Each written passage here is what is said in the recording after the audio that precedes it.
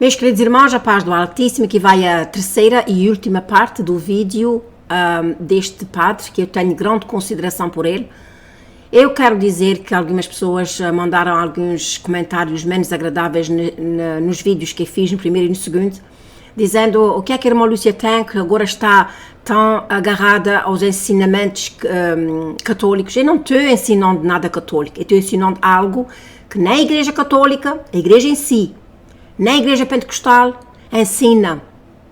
E isto é, quais são as razões que as pessoas ficam possuídas, como é que devemos detectar uma pessoa possuída, como é que não devemos abrir portas, porque é através de portas que as pessoas abrem para que as pessoas fiquem possuídas, e muitas pessoas não sabem alguns destes motivos. E vou dizer uma coisa aos irmãos, eu acho este padre com uma sabedoria que o Altíssimo lhe abençoe, e também não estou aqui para defender e expor ninguém, eu só estou aqui expondo o que está contra as Sagradas Escrituras. Pode ser católico, pode ser pentecostal, ou até mesmo da minha vida, irmãos, ok? Só dizendo isso, como os irmãos sabem, quando eu faço um vídeo, que é só um vídeo, eu oro no primeiro vídeo, então vou começar então, porque o vídeo vai ser um pouco grande, eu penso.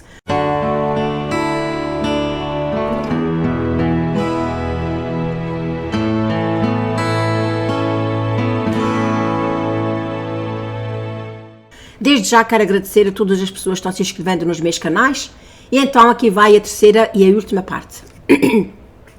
O Cameron disse assim ao padre, vamos a outra pergunta do Jeff. Ele diz assim, pode um demônio deixar a possessão daquela pessoa por conta própria? Pode a pessoa beber algo que faça com que o demônio a possua por um certo período de tempo? O padre disse assim, quando a pessoa é possessa, ela não quer dizer necessariamente que o demônio se manifeste nesta pessoa o tempo todo. Para ser possesso, quer dizer que alguém abriu um ponto de entrada para o demônio entrar em sua vida. E aí é criada uma conexão entre esta pessoa, portanto este indivíduo, e este espírito maligno. A conexão está aí, mas isso não quer dizer precisamente que haja manifestação. É possível que alguém esteja possuído pelo demônio e não precise necessariamente de um exorcista. Apenas a pessoa começa a crescer em santidade e virtude, e isto pode sim erradicar por conta própria. Por outras palavras, ele está dizendo que as pessoas abrem portas de entrada para o demônio, mas se a pessoa começar a viver uma vida santificada, irmãos, o meu canal é sempre, irmãos, uma vida santificada, arrependa-se dos seus pecados.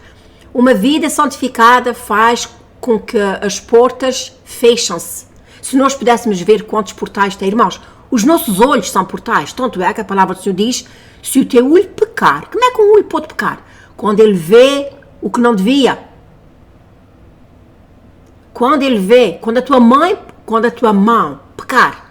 Portanto, não pense que é só através do sexo e da boca que nós pecamos, porque a boca está falando que quando a gente diz aquilo que não devia, ou fala mal de uma pessoa, ou outra coisa qual, ou mente, quando a gente está mentindo, não é só através da boca, meus irmãos, é através da mão, de onde é que você está pondo a sua mão, o que é que você está vendo, através dos teus olhos. Só então, meus irmãos, ele diz então que se a pessoa começar a viver uma vida santificada, ele diz assim, ele diz assim, para ser possesso quer dizer que alguém abriu um ponto de entrada para o demônio entrar em sua vida, e aí é criado uma conexão entre esta pessoa, este indivíduo e este espírito maligno. A conexão está aí, mas isso não quer dizer que haja manifestação. É possível que alguém esteja possuído pelo demônio e não precisa necessariamente de um exorcista. Apenas começa a crescer em santidade e virtude, e ele pode sim erradicar isso por conta própria. Se alguém estiver possuído por demônios, isto não quer dizer que os demônios se manifestem o tempo todo. Eles podem sentir o desejo, as pessoas possuídas podem começar a sentir o desejo de se chegarem para Deus, terem um relacionamento com Cristo, e fazendo isso simplesmente, e crescendo em santidade e virtude, esta conexão entre o indivíduo e os demônios pode chegar ao fim. Por isso, a intervenção de um exorcista nem sempre é necessária. Então o Cameron disse assim, uma pergunta do Cliff Wesson, ele diz, o que é que o padre Lambert acha do filme Livra-nos do Mal. Eu não sei se vocês já viram este filme. E ele diz então, se é que o padre já vi. E o padre diz, não, eu não vi este filme em particular, mas se puderes comentar acerca de algumas informações sobre isso, mas eu não estou familiarizado com este vídeo.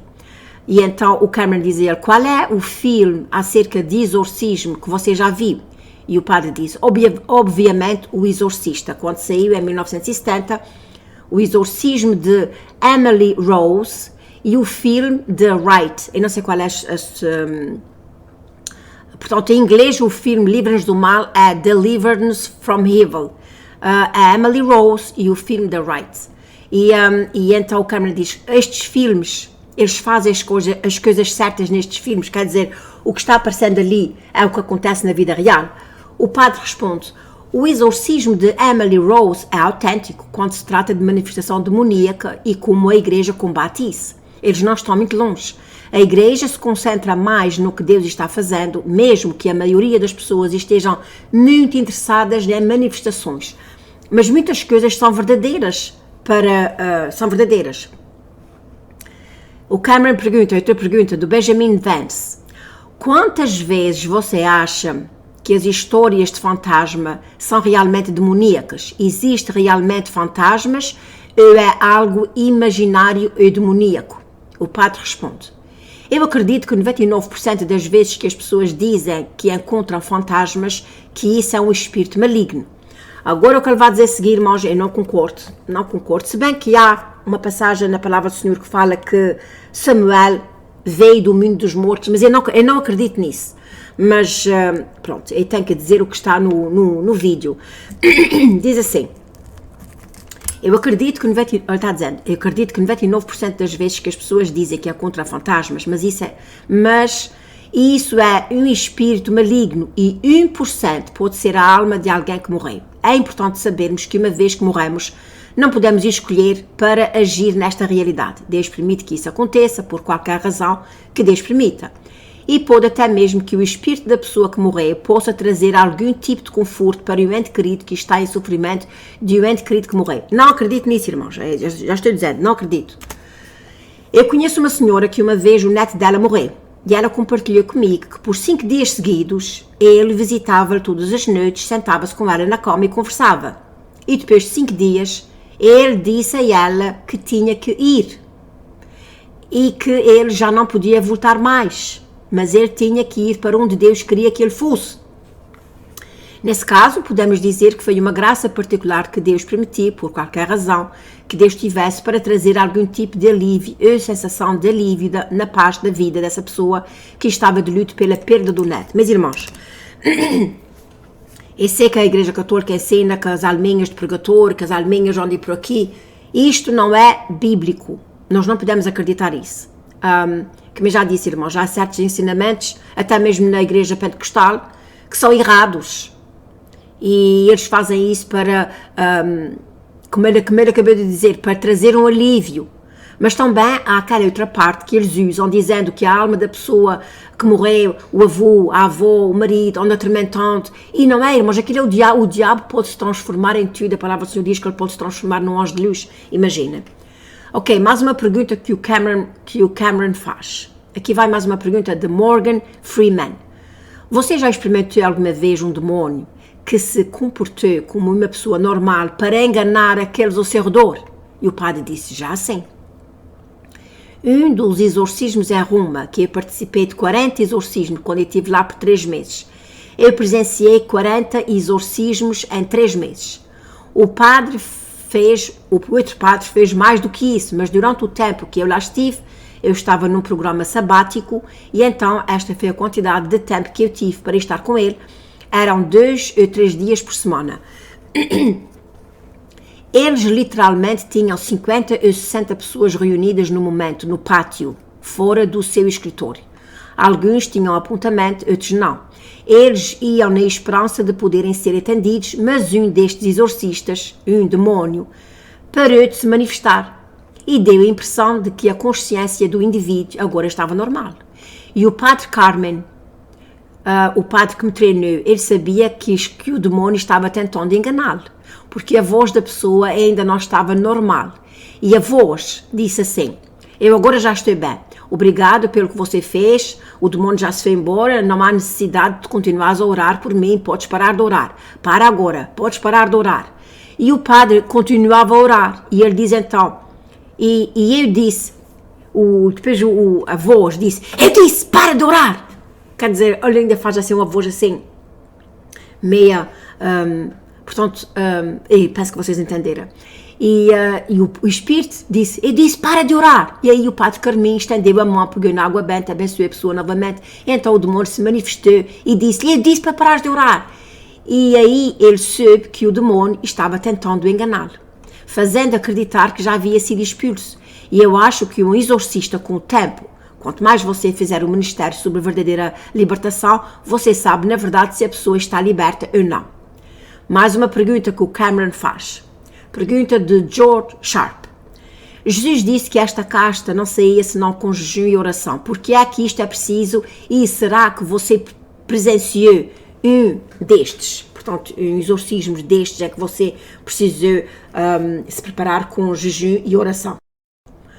Isso é verdade, Jesus disse sim, quando os discípulos voltaram de fazer o ministério, e a pergunta foi feita, por que é que eles não conseguiram expulsar uns determinados demônios? E Jesus disse, este tipo só pode ser expulso com jejum e oração. Quando você vai fazer exorcismo, você precisa se preparar. O padre e a igreja deviam se preparar, passando o tempo em oração. E deveria jejuar, eu celebro a missa, eu vou à confissão, eu passo tempo à oração, e então eu tenho que me preparar sempre, porque o exorcista é um ministro de Cristo. Nós trazemos a presença de Cristo para aquela pessoa que está aflita pelo inimigo. E nós trazemos a presença de Cristo, porque se formos a nossa própria presença pecaminosa, é claro que não ia resultar na eficácia deste combate do mal que está nessas pessoas. E então a oração, o jejum são disciplinas da igreja que permitem ao exorcista ser verdadeiramente disposto para realizar esse ministério específico. Depois o Cameron pergunta, eu estou notando que as pessoas estão falando aqui no chat acerca de Harry Potter. Você acha que Harry Potter é bom para um cristão assistir? Isso faz envolver em abrir certas possessões malignas que as pessoas têm que fechar. E então o padre disse, a pessoa tem que perceber que certos tipos de literatura, como o Harry Potter, são categóricos por natureza. Então, eles estão tentando ensinar algo, por exemplo, eles tentam ensinar magia, dizendo que a magia não é má. Eu acredito que toda a magia é maligna, porque ela é inerentemente má. Eu não estou me referindo a um ilusionista que está fazendo truques com cartas, puxando um coelho do chapéu. Isso é ilusionismo. Portanto, ele está dizendo que o ilusionismo é a pessoa tentando iludir a outra pessoa, mas não tem nada de demoníaco ali envolvido. No entanto, magia é pecado. E ele diz assim, mas a verdadeira magia, a sua essência, é inerentemente maligna.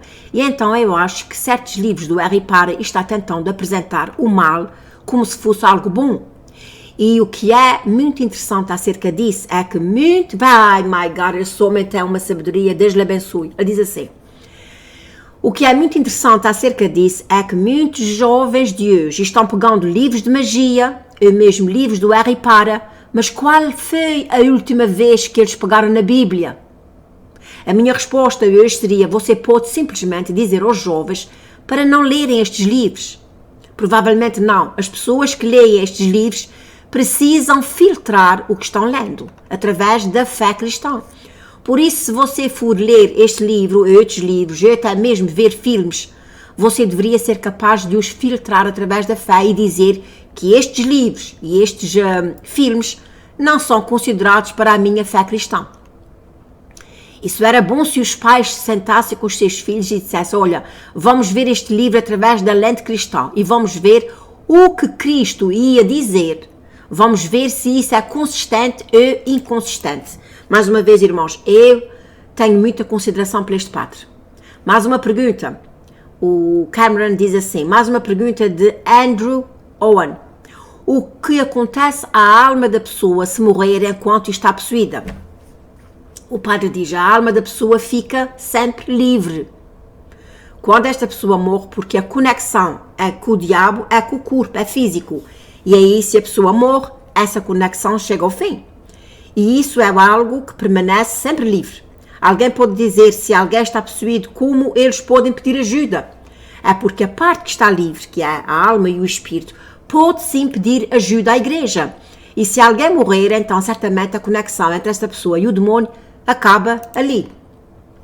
Mais uma pergunta. Pergunta do Carl Hanna. Ele diz que em Lucas 9:49, Cristo dá o ofício de exorcismo, mesmo para aqueles que não são companheiros de Cristo e os seus discípulos. Qual é a sua opinião sobre esta passagem? Padre Vince? E ele diz assim, eu acho que isto é uma clara indicação de que quando alguém estiver operando dentro do poder e da autoridade de Jesus Cristo, isto está de acordo com aquilo que eu disse antes, a Igreja Católica não tem um monopólio de prática de exorcismo, mas é Cristo em sua pessoa que está fazendo o exorcismo, através do padre ou através da pessoa que realmente acredita. Uma das analogias que eu gosto de usar é a seguinte, pense num quarto infestado de baratas. Se você entrar no quarto e abrir a luz, o que é que acontece às baratas? Elas começam a entrar pelas fendas das paredes, a desaparecerem. Então o exorcismo é a mesma coisa. Assim que a luz de Cristo entra na pessoa, porque Cristo é a luz, isso causa com que os demônios fujam. Como já referimos em Lucas 9:49, que se alguém estiver operando com a autoridade e o poder de Jesus Cristo, ele tem que ter este nível de fé. Certamente um exorcista, portanto, também tem. Outra pergunta, Gina M. Como é que podes lidar em casos em que a pessoa supostamente possuída é menor de idade? Há mais alguns procedimentos ou é mais difícil? Quais são os seus pensamentos sobre isso? E o padre diz, sobre o menor, eu não sei bem qual é a idade que ela está-se a referir, mas a igreja diz que ninguém abaixo da idade da razão, o que é a idade da razão? 7 anos, pode ser possuído pelo demônio por si mesmo. Deixa-me fazer aqui uma pausa, irmãos. A Igreja Católica diz que uma pessoa que não tem razão, quer dizer, que não tem... hoje em dia as crianças já com 4, 5 anos já têm a maldade, já sabem o bem e o mal. Mas ali diz que a Igreja Católica diz que uma criança de 7 anos não pode ter idade da razão. Como é que a Igreja Católica batiza crianças se isto é antibíblico? Vocês estão compreendendo? Mas vamos ver então. Ele diz assim, ela chama-se Gina M. Ela diz... E então o padre diz, Deus sempre vai proteger esta criança abaixo da idade da razão. E então todas as pessoas com a idade da razão, eles são culpados pelas próprias ações. Mas se for menor, então alguém deve assumir a responsabilidade por ter exposto esta criança ao demônio. Pode ser mais complicado lidar com menores, porque você vai ter que trabalhar com os pais e com os tutores desta criança e deste menor para ver o que aconteceu. E então pode ser complicado, mas os pais é que têm que assumir a liderança, porque certamente o menor não pode ir sozinho à igreja para pedir ajuda. Ele pode até mesmo nem entender o que está acontecendo. Ok, por outras palavras, o padre está dizendo que os pais, os tutores, os avós, eu já vi aí vídeos em que os avós usaram crianças para fazerem rituais, não precisamente que essas crianças foram mortas, mas foram expostas, até mesmo a abusos sexuais, etc. Nesta condição, quem é responsável é a avó, o pai, e hoje em dia, irmãos, infelizmente isso está acontecendo, que é uma coisa séria. Eu acho que vocês entenderam bem. Vamos agora a mais uma pergunta. Aqui vai a pergunta de uma pessoa cética, que diz o seguinte, eu sou ateísta, mas eu gosto de música com temas satânicos. Eu não acredito em demônios e no diabo, mas se eles forem verdadeiros, por que é que eu nunca fui perseguido ou afetado negativamente? Mas que bela resposta que ele vai dar, meu Deus, eu fiquei de queixo caído. Ele diz assim, eu poderia dizer que o demônio não tem nada a ganhar contigo. Se a pessoa não acredita no diabo ou em espíritos malignos, então o diabo tem exatamente o que ele quer. Desacreditar ou descrença.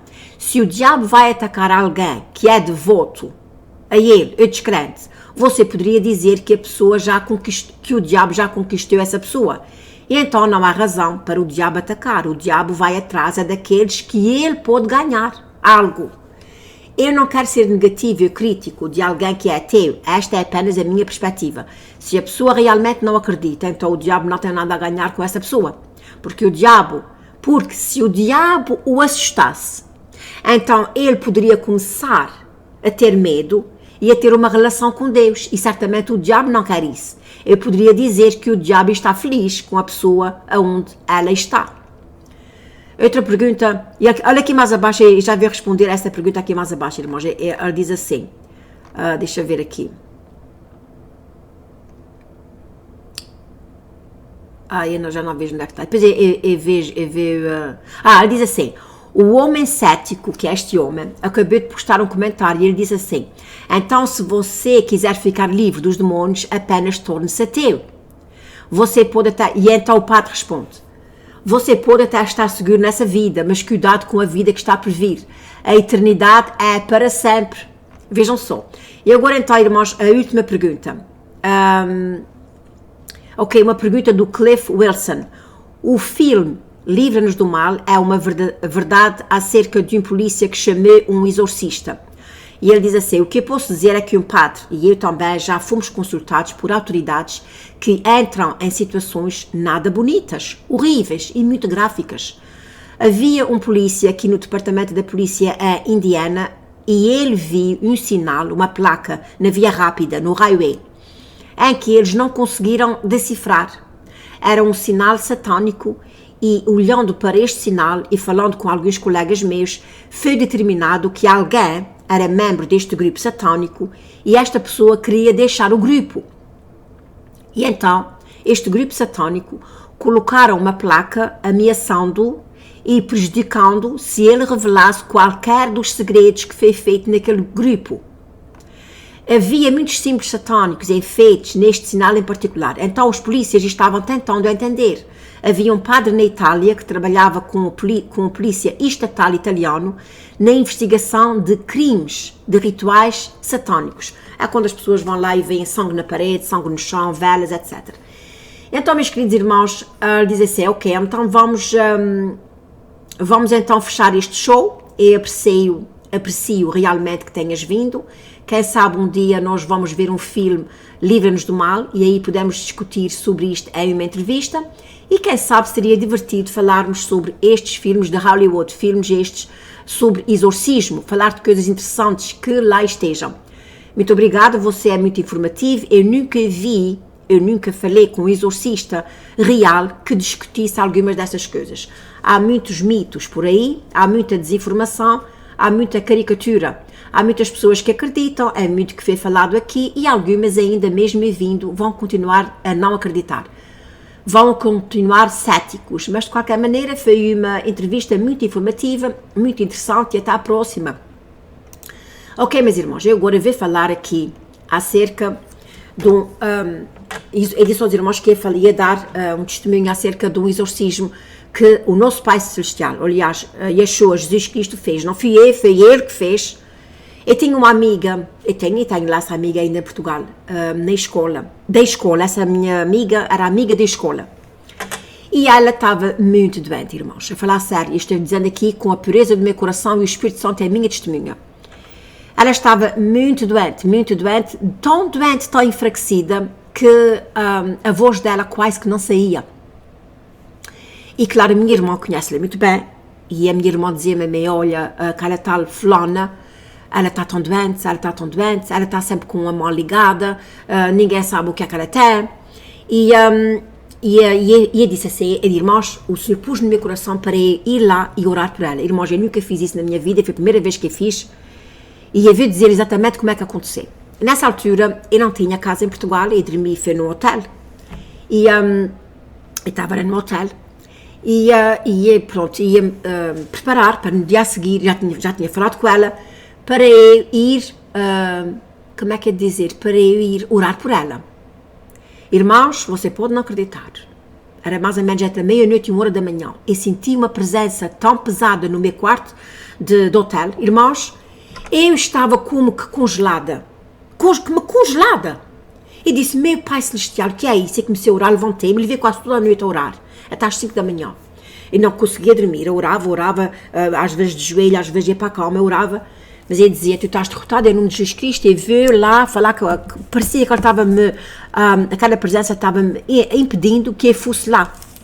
No dia a seguir eu fui lá, mas uma amiga minha que também é irmã em Cristo, e nós fomos orar por ela.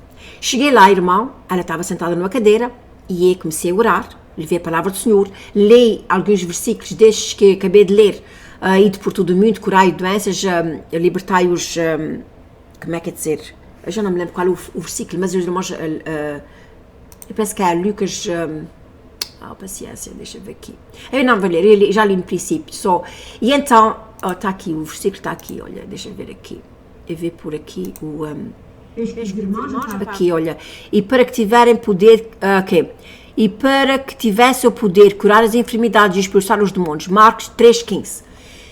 E então eu fui orar por aquela moça. E a irmã começa a orar por ela e ela começa a rodopiar. Ela começou assim, ela estava sentada na cadeira, mas o corpo dela estava assim, girando. Depois ela começou a fazer assim uns queijos, começa a rotar.